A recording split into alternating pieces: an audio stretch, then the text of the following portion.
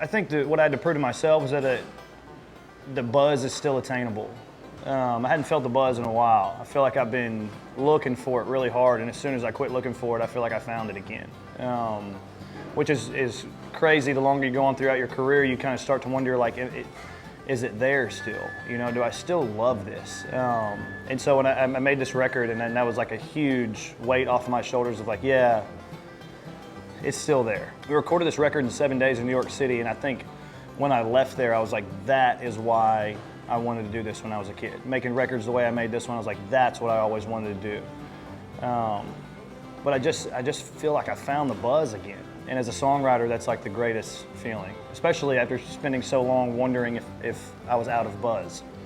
It's nice to know that, and maybe now I am. Maybe this was the last bit I had, but it's good for now. Great question. Why do I know which one you're talking about? No, that's, you know, and I know the line you're talking about, the second half of that first verse, but not at all. No, ma'am. It was grueling, intense. You know, I would go to my hotel room every night after the studio, and I'd call my dad, I'd call Randy Rogers, and I'd be like, what have I done? This is career suicide. I'm dumb. This is not a good idea.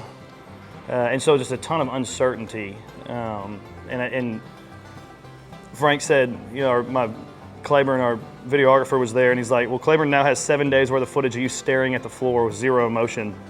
But I was just so worried that I was missing the mark. And then on the last day we were in New York, we just sat there and listened to everything top to bottom, and I was like, bullseye. So it was a good feeling.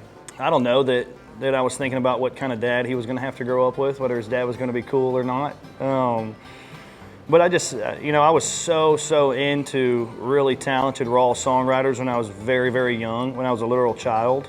And I hope that he'll kind of be the same way and fall in love with that same kind of music.